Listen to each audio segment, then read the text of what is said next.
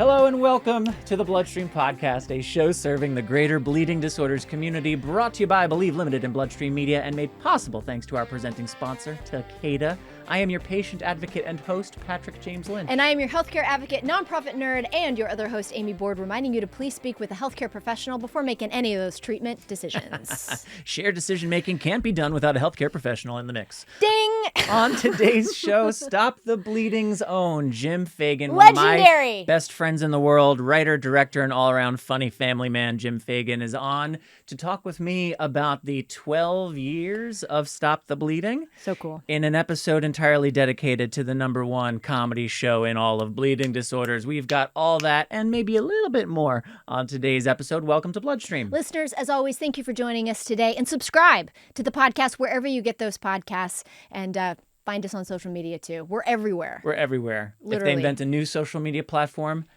God help us all.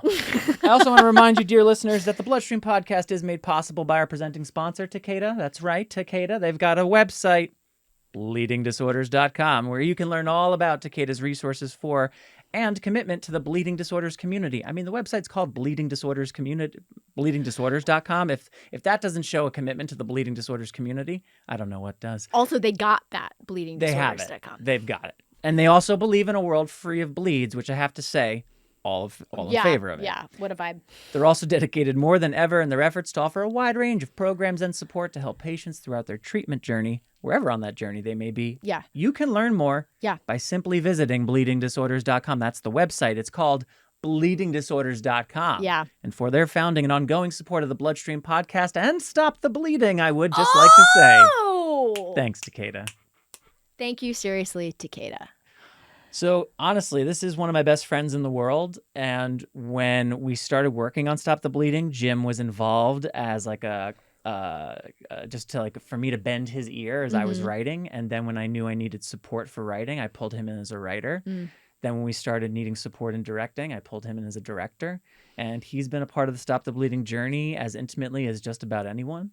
And so we got to spend about 45 minutes together, just kind of going through some of the highlights of working together over a decade as two really close friends. It also, not for nothing, the origin of all this was the loss of my brother. Jim and my brother knew each other. We did shows together, the three of us. So a lot of rich history, a lot of fun moments. And, Jim, you'll get his bona fides in a moment, but he's a former writer for The Tonight Show. He's worked on all sorts of impressive commercials and comedy shows. He is just one of the funniest and smartest creatives that I know. So to have him involved in Stop the Bleeding has been a gift all these years. And then to have this little opportunity to chit chat about a decade of friendship and creating together was just an absolute privilege. So I'm glad we get to share it. I feel very indulged in this moment, but I'm glad we get to share this. I think we had allotted, we're like, okay, we're going to allot 25, 30 minutes for you guys to chat. God. It's like an hour and 15. I don't know. We're going to have to, it's going to be like a whole Listen, marathon. we got to keep Japneet, Kay, love you. Yeah. We got to keep you busy. We got to keep them busy. No, but this is the one I was so excited about, and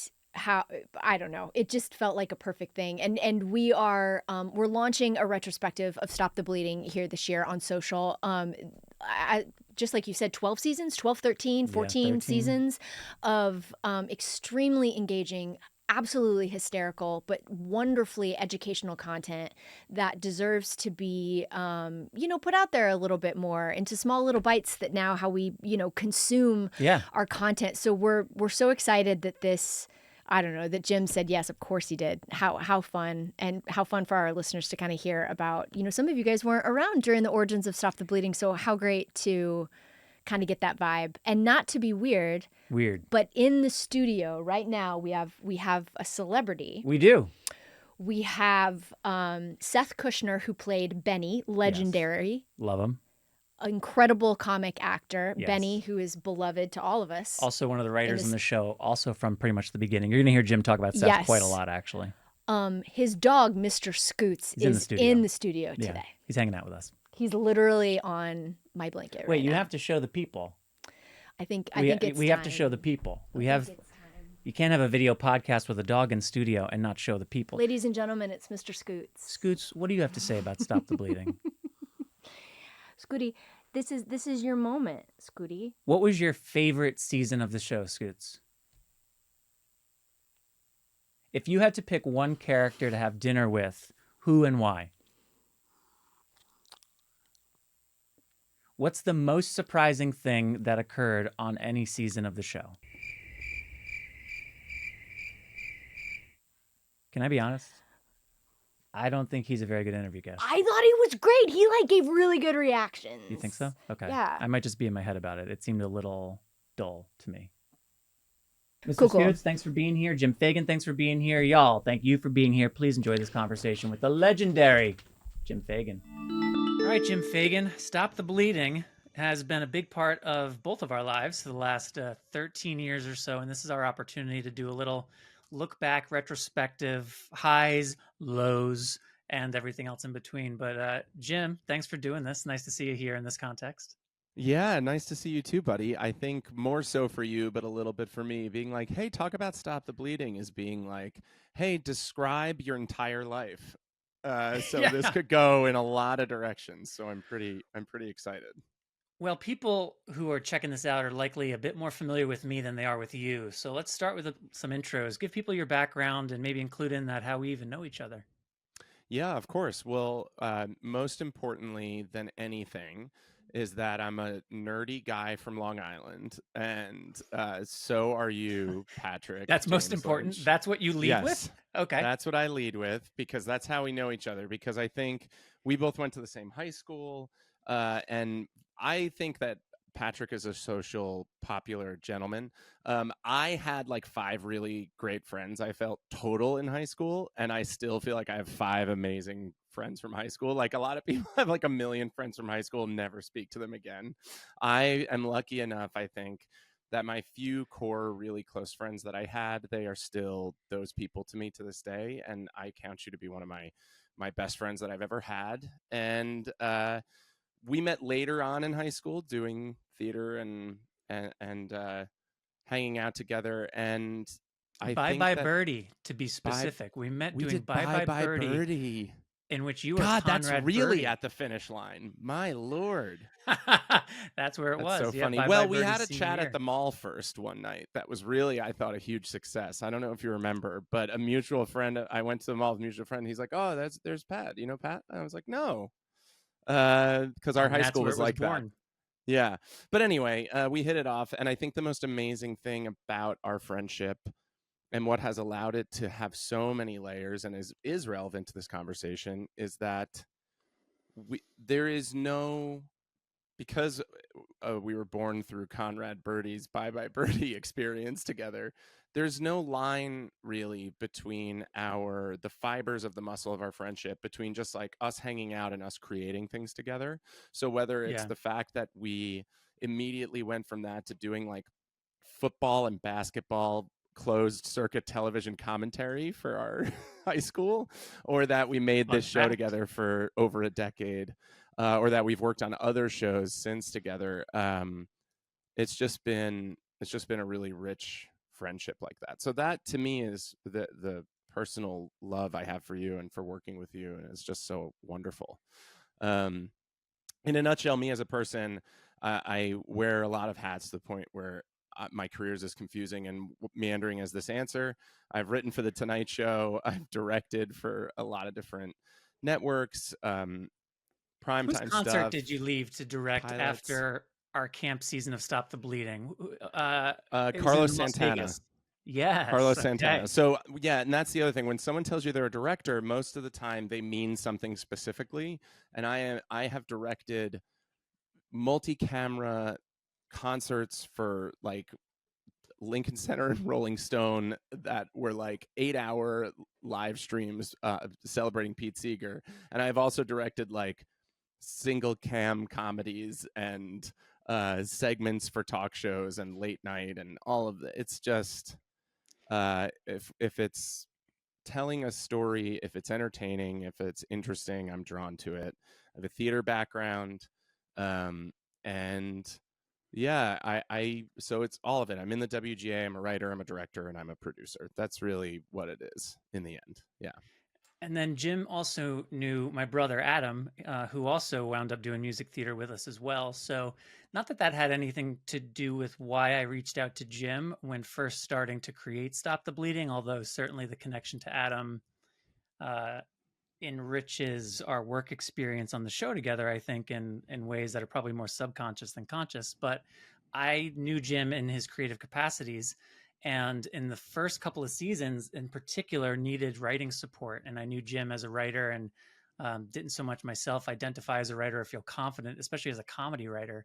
And so we got the show funded first in 2012, released season one, the first 3 episodes in Q1 of 2013. And then when it was clear that, hey, we were going to get to do this at least for a couple of years, pulled Jim in because we started with 3 episodes, then 2 episodes, and then we had more episodes, 5 and 6 and 7. Do you remember, Jim, the first episode that you were brought in on or wrote for? Within the ballpark of it. So I remember that we talked just like cafe chat in the city when we were meeting up in Manhattan. You told me about the project. I thought that's so cool, and I think the first 3 episodes were already in the can or underway or whatever. But I remember expressing, please, I really want to do this. I was just leaving theater, my theater MFA, realizing, oops, I meant to study television. I wanted to make television, and I that first gig was so deeply important to me because I was between steady jobs and I was trying my hand out as a freelance writer for the first time. And you were like, write an episode of this thing. And so I got to, I think I showed up on set and helped a little bit for season 1 or season 2, something like that. But I got to sort of study the characters, get to know everybody. And I think my first episode I think I had Anthony Rapp in it, or I was Was somewhere that your first around. episode? I think so. Or I was punching up that one and I was writing another one. It was something, it was either that one where he was in the education class, or Yes. it was the one that was a family education day, which is a theme we've reviewed a few times, or it was like an open floor kind of concept one. We've done a lot. And so one of my earliest ones, though, I know was swirling around Anthony Rapp, and I was like, this is really exciting and insane to me. Star of Rent and Discovery, or Star Trek Star Discovery, Trek, yeah. Anthony Rapp was sitting on the lap of none other than Nick Figuera playing UPS delivery man turned Yes. everyman Eddie. That And was I that was one of my always, more. yeah, so fun. And I always glommed on hard to the Office part of this. The Office is my favorite show. It's the reason I wanted to do television. I just loved it. It moved me constantly. I was just like way more into the American Office than anybody probably should be. And so I was like, oh, can I please do this Eddie and Jackie like love storyline? Can I like focus on that a lot? And you were definitely like, that is not the point, but sure. And so I did like a whole arc around them that I was really obsessed with. Yeah. I was part Yeah, of my early stuff too. I mean, their Will They Won't They was one of the biggest multi-season arcs that we had. We started the show though, and the reason that things like that, and the reason that you're saying, hey, can I do this, and ultimately it's a yes, was we came up with this concept for Stop the Bleeding as an example of creating entertainment that would affect change. And it was responding to the fact that I saw a profound lack of engaging programs and materials aimed at reaching teens and young people in particular within the bleeding disorders space, and thought, well, we need to meet them where they're at. What are they doing? They're watching funny video. And keep in mind, this is 2011, 2012. They're on YouTube. They're watching a lot of comedic video. So they're telling us where to go reach them: online comedic video. And similar to Jim, in parallel, I fell in love with The Office. And that summer of 2011, I think it was 11 or 12, I binge watched the entire show. And what I loved about it was that the mockumentary format broke the fourth wall, and it allowed the characters to talk directly to the audience in those monologues. It also let them throw looks to the audience at any time. So the audience, me as the audience, became part of the show. And I thought, if we're trying to reach people in the bleeding disorders community, and given that I myself am a member of that community and will be the Michael Scott of this concept, we should be breaking that fourth wall. We should be inviting them. They should feel like they're an extended part of this patient advocacy organization, in the same way that when I watch The Office, I feel like I'm an extended part of the Dunder Mifflin family. I think that's what Dunder Mifflin, right? Yeah, So, yeah. The and I think people pleasers or the whatever it is people from there. people pleasers, yeah, just the most beautiful marketing genius of all time. I we like you said, we did cover a lot of ground over the years, and I'm curious, was there any particular topic that we broached or storyline outside of that which we mentioned that you had responsibilities for as a writer or as a director that really stand out to you, or you find yourself referencing when you talk about the show?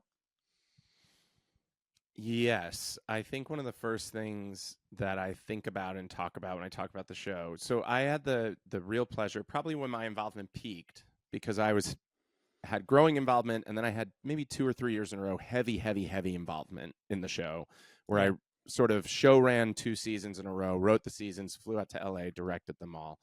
So I think of those first. The first one was Maybe at a seasons summer 5, camp. 6, and 7, just Yeah. for reference. Yes. I think the camp one was the second of those where right? Something like that. I've done a lot, so I'm fuzzy. But the camp one was where I was like first soup to nuts there for every step of the way.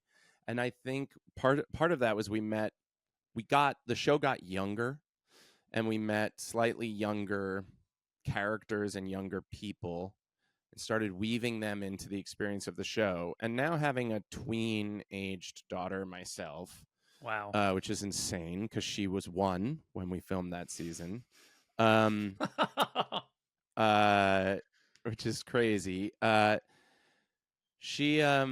I sort of notice is that when you put whatever age person you put in, it's like slightly younger than that relates to them.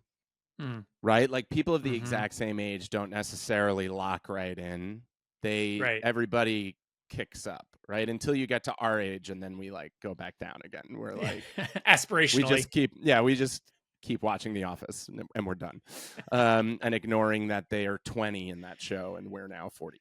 Right. But so I think that what I realized was not just like, oh, there's programming out there that can reach young people, but actual people within the bleeding disorder community during the camp season, who they came out in big numbers to just be a part of the season, would explain to us that, like, they got their diagnosis and they went through this emotional roller coaster, at least some people, of I have this thing that others me now that makes me feel different, that I'm intimidated by.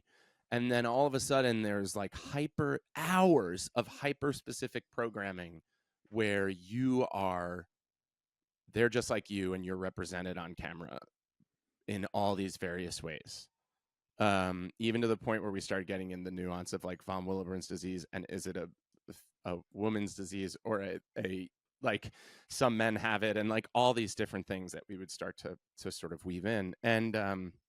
And I realized that the show although it was successful in terms of viewership numbers and fun set pieces and all these things, it was really more personal. It was a chance for somebody who's like my kid now, when she sees something she relates to on TV, slightly older than her age group, she feels seen and she falls in love with it. It becomes very, very important to her. And realizing that we were creating that for folks was really cool. So that's kind of what I would focus on, making that camp season and the following 2 seasons when we were like really in an office space, and going from there. So that's what I think of first.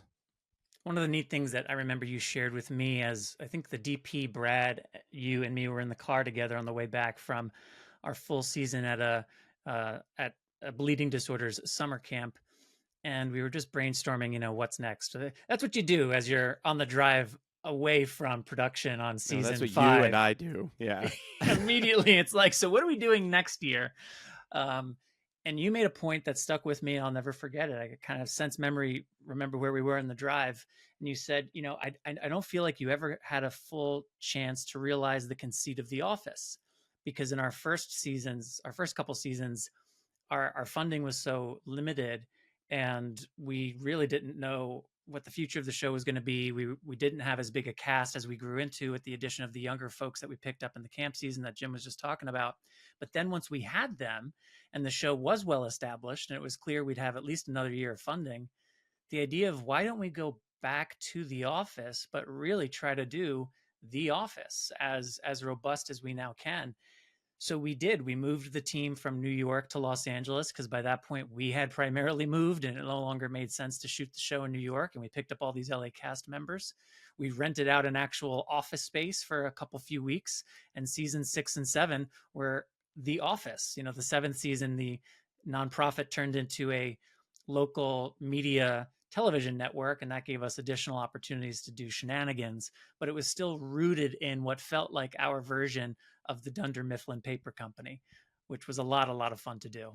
It was really dream come true territory, because you don't, in this line of work, you very rarely are the kind of person who gets the opportunity to make the thing that got you into why you're doing this.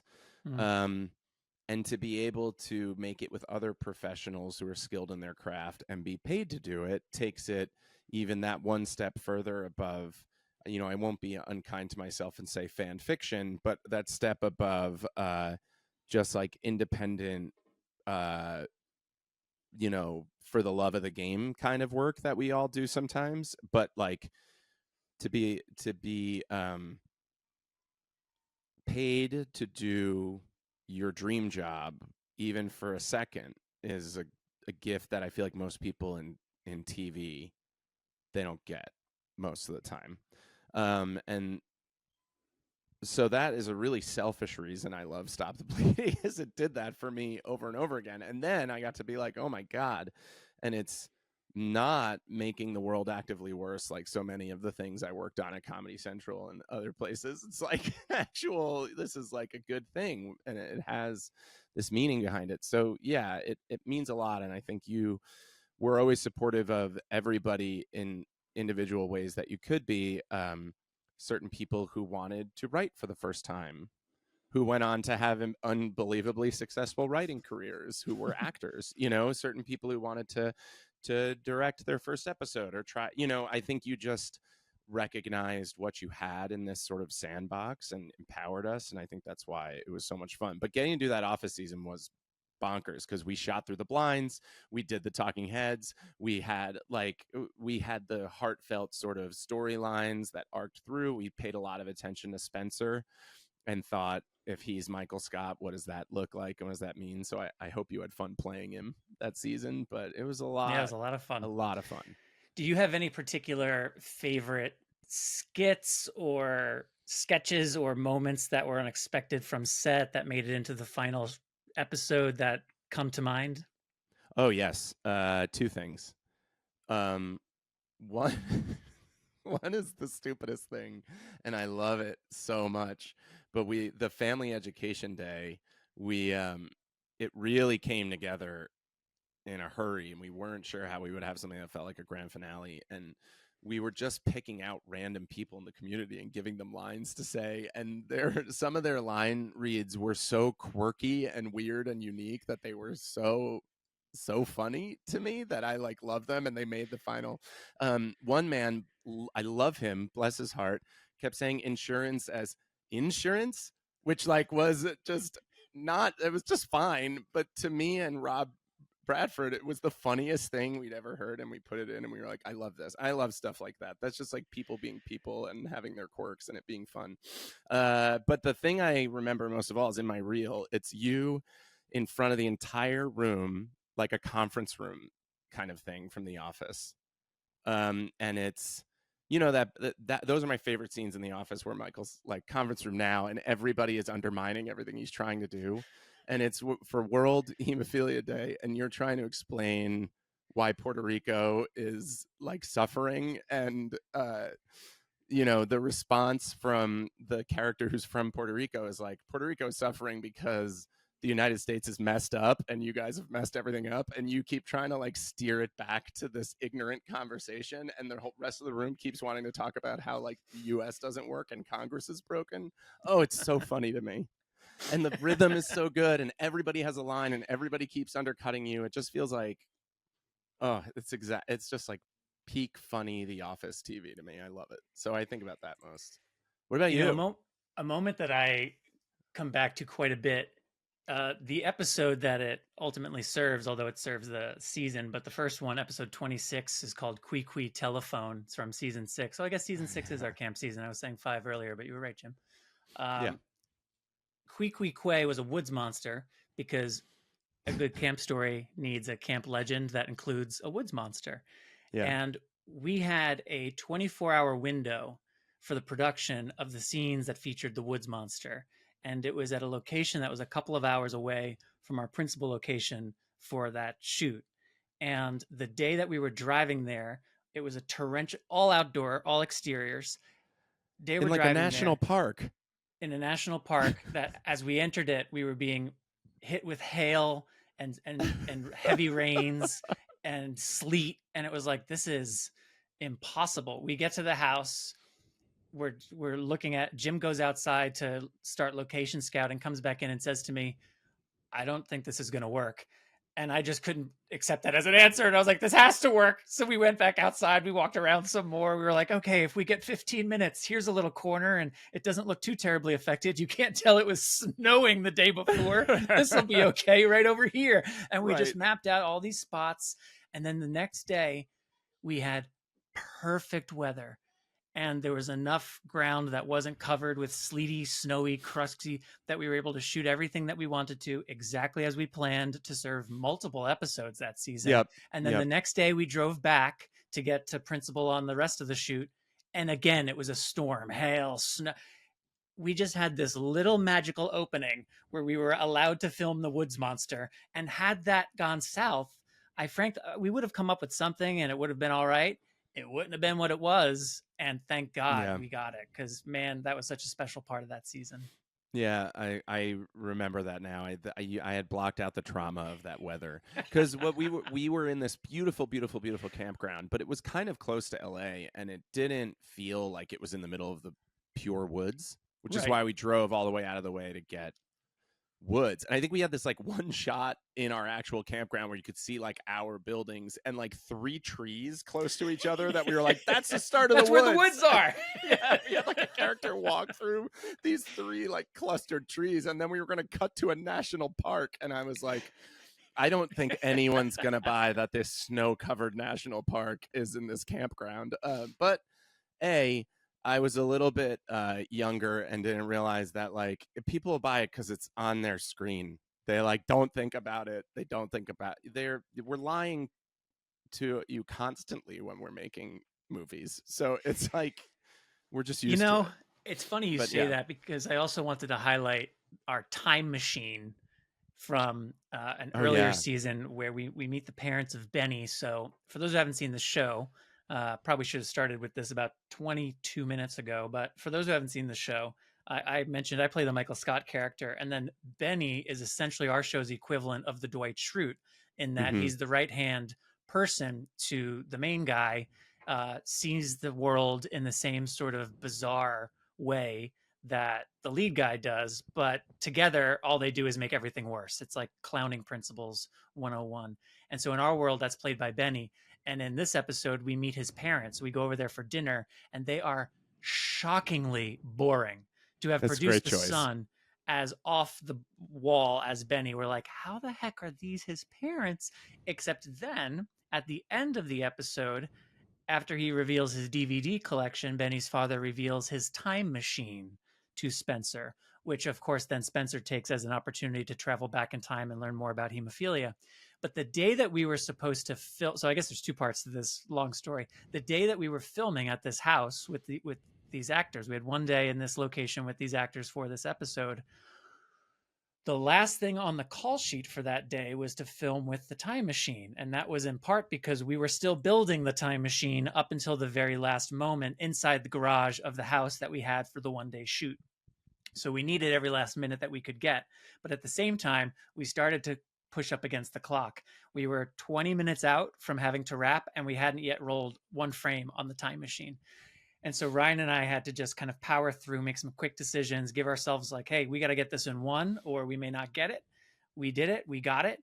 And it's a great set piece. But there's two things I remember. Ryan and I, when we called cut and we knew we got it, he's behind the camera that hopped into the time machine with me. I look at him behind the camera and we just started hugging and celebrating because it was like we knew we just pulled something off that we spent money that was for the time obscene to have this A-level designer put together this time machine for us because it was like we have to this set piece has to sell. We're traveling back in time and no, these parents are as crazy as Benny. So it's like it needed to be of a certain caliber and it was. But then the second part of this story, to the point where we're always lying to you and sometimes forget we don't have to explain everything. We filmed an independent film around the same time of the camp season of Stop the Bleeding, actually. And we used that time machine in the backyard of a house where a party's taking place. We spent so much time discussing a mural on the wall inside the house. And we were like, do we need to tell people why it's there? Do we need to explain why it's so big? I think we should probably tell the audience about. Never once did we have a conversation about, do we need to explain the time machine that's in the backyard Yeah. that people are wandering in and out of? Because that seems way more unusual in a domestic setting than a painting on the wall. And you know what, Jim?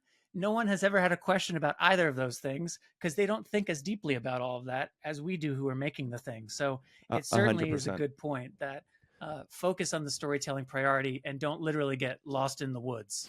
Well, Ryan is the king of, and it's a great opposite of me because I overshoot. And Ryan is the king of, we don't have to get it right more than once. If we got it right, we can move on. So you needed one shot of that time machine and you used it. And I That is remember true. that and it looks great and it worked great. Like you don't need, if I had been there on set, we'd have gotten 7, but but you don't Funny need because 7. the theater actor in me loves the 7 and I want to try an 8th Right. where like there's a spin move at the end. Right. But the understudy in me who has gone on with no notice in lead roles for the first time, Right. I like the pressure of we're out of time. You've got one take. And I'm like, great. Because for me on this show, especially those early days when everything was so limited, time, budget, the availability of actors, everything in my brain, and I'm not saying this is a good thing or a bad thing or recommending it, but in my brain, I was always like, I never want to be the reason we have to do a restart. It's Right. fine. A boom mic can fall into the thing, the camera can shake, somebody can forget a line, anything can happen, and it's all part of it. But I can control me. And with as many moving pieces and as intimate as I was in all of the making of the thing, I just never wanted to be the reason we had to go back. So when I was told we've got one shot, it was like, all right, because I'm generally only ever treating this like we've got one shot, unless you tell me we have 8, in which case I will use all 8. Yeah. Yeah. And it shows in your work because you're ready to go. It's really nice to work with you in that way because you're always ready to go. The other thing I was going to say is about about the movie with the scene with the time machine in it. Yes. I remember that scene really well. I just saw it, I think, only once as an audience member. Maybe I saw the movie twice.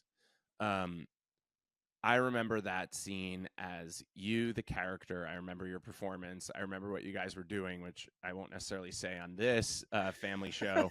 Slightly and I remember it different as, work.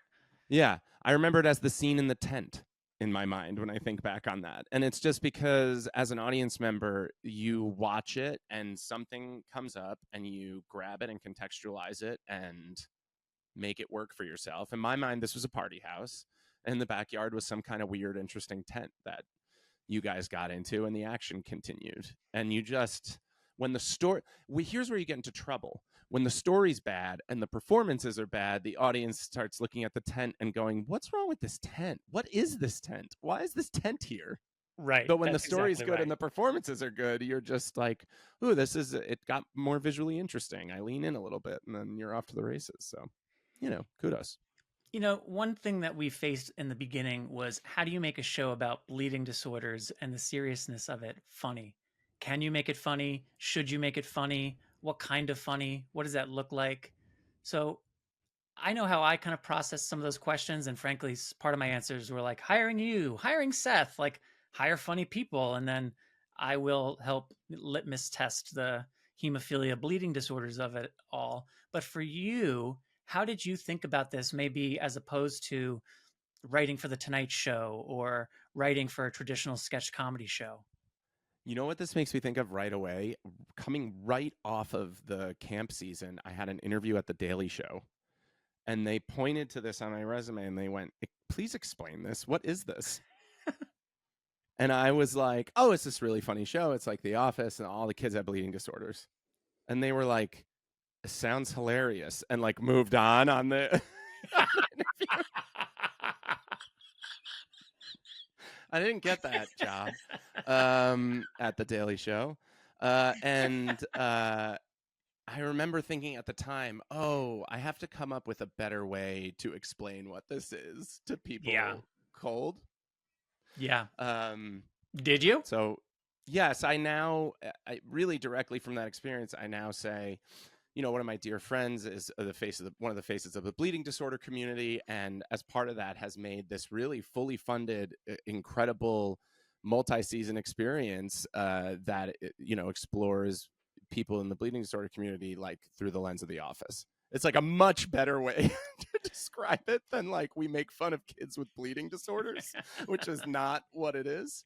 But I always now start with you, which I think makes sense because this show is you. As much as I think at times you've fought that, this show is you, and you have a bleeding disorder, and you are funny. And so that's the way in. It's like Stop the Bleeding is a really good balance of heart and humor. And the heart comes a lot of the times from the obstacles that everybody is dealing with. And so can the humor, right? But like people with bleeding disorders are funny people. They're angry people. They're sexy people. They're people. So they go through their own things. And sometimes that was the crux of this. I wrote with Seth a lot, right, on the show. Sometimes that was the crux of the story, but more often than not, we allowed the obstacles to be all the other stuff if we could. Because that's the other thing. I think when you have a bleeding disorder, your sole and only obstacle in life is not that you have a bleeding disorder. It might be that you're in love and the person's not paying attention to you. And that is universally funny to people, Yeah. So I think that's a way we tackled it. We thought about you a lot. We thought about, Patrick is a good vehicle for being stupid and wild within this world and Thank not you. having people feel like they're being made fun of. Yeah. Spencer's being made fun of. Patrick's being made fun of, but not the conditions, right? Right. Yeah. And I always just learned, I think every season, I got to grow organically with the show every season, learning more and more about it to the point that we got into the animated clotting cascade season. And Seth and I are like figuring out the different factors and like trying to understand things that just get on the phone with each other and be like, do you have any idea what this means? I don't know what this means. Hang on. I have to watch the video again. I will think say understanding it, we worked together on, I think, 7 of the 10 live action seasons. And then on that first of the animated seasons that the show's moved into since. I'm so proud of so much of what we've done for a bunch of reasons. But from a writing standpoint, from a storytelling standpoint, what we pulled off in that first animated season, turning the coagulation cascade into a legitimate, like, buddy cop, end of days adventure story in the format and time and episode amount That's that we it. had, like, I think it's a stunning accomplishment. And I am not a scientist. I appreciate as much of the science as I obviously can. And from that standpoint, I'm so impressed with what we've done. I hope that you're able to appreciate just how extraordinary a feat it was to pull off that season. I was extremely proud of it because what you are flagging is the biggest obstacle because animation is expensive and each second of animation is part of the cost of it. and we were trying to explain something quite complicated in the clotting cascade. And we wanted it to be funny still. And we had about 2.5 minutes an episode. It was extremely challenging. I get stressed just hearing you recount that. Yeah, just to end. This is where Seth and I, more than anything, would get on the phone with each other and be like, I really don't want to screw up. Like, making fun of the fact that Spencer has got this trouble right now. And I don't think we ever did this, but it's kind of funny. The idea that you, through your own hubris, have damaged yourself further by not following protocols, and you can't chase after a cab rolling down the street that's got your pants in it. That is just like funny, and we can do that, and it's a fun way to highlight joint pain. But into this, we should have done that. That's pretty good. I mean, I'm banking that right now. Yeah, being in this situation and being like, first of all, we really don't want to get the science of this wrong. We also don't want to make it so correct that people are as lost as we are trying to understand the science of this. And oh yeah, it's got to be funny, and there's got to be story. We relied on a lot of tropes. I think like that was part of the reason why we made it buddy cop, is because I think it was the creators of Brooklyn Nine-Nine that said this after doing Parks and Rec. When they were doing Parks and Rec, they were like, everything we had to explain to people of how like local government works and a parks department and like all this stuff. But like everybody's seen 8 billion cop shows. So by putting it within a buddy cop format, we didn't have to explain the chief's here. He's mad. Why is he mad? It doesn't matter. Like all these things that you just know, like, oh, I'm retiring. I'm a rookie. I know what that means. I know what that means. I know what that means. So medical drama or cop show, and you can just like jump right in. Right. Without that, we would have been really in trouble. Well, I'm glad you brought up medical drama, because another couple episodes, another component of the Stop the Bleeding world I want to highlight. Arguably, I don't know if it's my favorite episode but it's up there. It's definitely in my top 5. Generic Hospital. So from I believe if the camp season was 6, this must have been season 8 when the group moved from being an advocacy group to being a not-for-profit. What did we call it? I can't remember now. We had a crazy long acronym, but we were a local television network putting on television programming.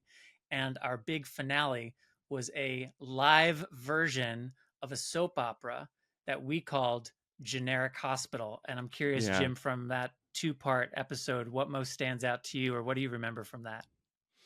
Well, this was the first season in a while that I wasn't on set to see it shot. So I think I oversaw all the scripting, or Seth did, and I worked with him. That's not me trying to steal credit, Seth. I genuinely can't remember, because we would switch hats in that way all the time. But I remember trying to capture door farce within that at times, because I think, well, correct me if I'm wrong, and you can cut this out if I'm completely wrong about this, but didn't we do a thing where like actual medical care was being needed within the room that the fake soap opera medical care was being needed? Or is this just another good idea I should bank for a later date? I think you might be onto another good idea. There was a lot of like, Spencer has an actual issue, but in the show, Spencer's playing another character. Yeah, this is what I'm remembering. Yeah. There was all these like, someone is playing Eddie, but Eddie is trying to tell Jackie he loves her, but Jackie's playing someone else and not wearing glasses, so she can't see anything. So she falls in love with the wrong Eddie.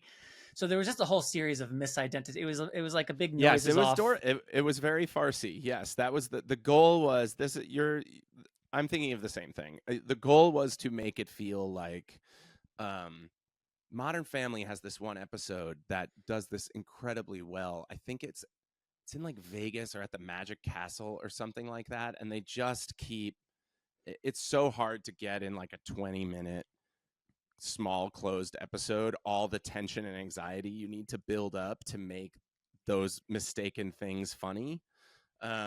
So that's why one of the things that was great about this arcing over 2 episodes is you need like a little more time to build all that tension. And then is just a lot of jokes can hit over and over and over again. That's what I remember most. Yeah, and in total, it's about 22 minutes across the two episodes. So if you think about it from a traditional 30-minute sitcom point of view, that's a 22-minute product and 8 minutes of commercials. So we essentially produced a full television episode of Stop the Bleeding Oh just in yeah. two parts of a web series, which just one of the many cool accomplishments that I'm excited about. I'm curious to know this. We've never talked about this, and I'll give my answer too. What character from the world of Stop the Bleeding do you, Jim, most relate to? Most relate to. Because the character I love the most is probably Eddie. I loved writing him for Nick. Um, and I loved how Nick played him, and I loved that he was stupid, but not actually stupid. Um, but I think I most related to Drew's character, who we basically wrote off the show. True. Right? Do you remember? He was the Do wet you remember? blanket of the group. Yes, he was the wet blanket of the group who would constantly be like, "You can't do this." I think that that's how you feel sometimes as a director. Uh, a lot of the in writing it, a lot of the kids who were not really kids who ended up being, the interns in the office, and then, they started as our campers and they turned to interns and stuff. I think that they were allowed to be the most normal because our stock characters were Mm. so bonkers. Hmm. And so, from a pure relating standpoint, a lot of their things that they were going through were things that I remembered going through not that many years earlier, that would remind us of sort of things. You mentioned Adam earlier, that inspired the series in the first place, and I think just they were a little, yeah, they were just a little bit more grounded in reality. So we got to, I think they were relatable. We got to make more relatable characters through them sometimes. What I about you, agree. though? You played Spencer. Did you relate to him? Sure, but I have to say that if I kind of distance myself from that, I think the character that I relate to most is also Eddie Yeah. because he's so heart led. He's so Yeah. passionate and everything is on his sleeve. And even if I'm not that way, I feel like he externalizes that which I internally experience. And so I feel like, yes, Eddie, give voice to that. Thank you, Eddie. And his Yeah. willingness to just 100%, and I guess this is Nick as Eddie, 100% commit to the bit, whatever it was, always just Yeah. made that character so compelling to watch. There's an episode where he has a fever, and so he's absolutely psychotic the entire episode. I relate to that hard. Like when I have a fever, I'm lost to the world. But I aggressively make myself a part of it more than I should. Yeah, love me some Eddie. Love So Nick's I've got player kind on of him. Yeah. a bit of a high-minded question, maybe a little bit of a pretentious question, and don't feel the pressure to answer this if there isn't a good answer, but has Stop the Bleeding changed you in any way? And if so, how? The easiest answer, and it's a hard yes immediately, is that Stop the Bleeding in a really, really selfish way provided me with wins I desperately needed at different points in my career, that kept me in the game, that made me feel like I was in the game, that helped me keep going. And those wins were everything from getting to work with you, one of my oldest friends, and being like, this is a good thing, to being like flown to Los Angeles and put up and walking on set where there was where there was a director of photography I didn't pay for, and like learning my way through set a little bit. And I had been self-producing, but seeing how other people were doing it, that was huge for me. Um, but not even that. That very first episode I was talking about, where it was like I got to write a script and got paid a small script fee, and then someone else went and made it, and I got to watch it and see how it changed and what frustrated me and what I loved that was new, when it aired, so that I could take that into directing it. So it changed me in the end. The final way is like, um, not just working with you and with Josh and Ryan and Rob and Avra and and Katie and everybody within that world, but working and writing so closely with Seth, who is such a successful and tremendous writer. He and I have had so many phone calls over the years where I just feel like this guy's keeping me in the game right now. Like, this is a hard business. And my friend here, who I love writing with, who's so fun to make things with, like, at the end of a 45-minute conversation with Seth, you could go in being like, okay, we're on strike and everyone has COVID and the industry's closing down and we're all in trouble. And you come out being like, oh, I have 7 good ideas of something I have to go write. So I have so, and I didn't mention all the good the show has done once, which is something I'll take into therapy with me. But I have so many selfish reasons for loving the show and for why it's changed me that I think that's part of why the show is so successful, is because it doesn't set out only to affect the target audience and accomplish that goal. Things that do that single-mindedly, I think, get kind of preachy and boring pretty quickly.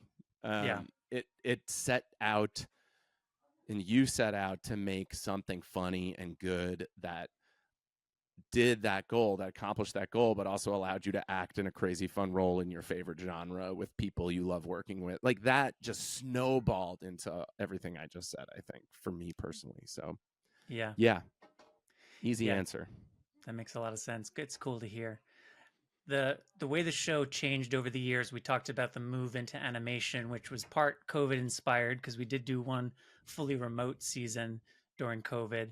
And we had long talked about potentially moving into either partially animated or fully animated. And when COVID was going on longer than we had hoped, we figured, you know what? I think this is the trigger for us to move into animated. We first did the coagulation cascade season and then moved into focusing on women's health, VWD, women with bleeding disorders, which is where we're focusing most recently in the most recent season. But one of the neat evolutions early on, we started republishing all of the episodes overdubbed in Spanish as well, and distributing to as much of the Spanish speaking community as we possibly could. And I was in Indianapolis once at the Children's Museum of Indianapolis, and we're there to film something. We're checking in at the check-in security desk, and I look like I do now. I've got the beard and my hair's longer, and whenever I was playing Spencer, I was clean shaven, my hair was a bit shorter. And the woman is speaking Spanish behind the desk, and she looks at me and she says, stop the bleed. I was like, so, sorry, say that again.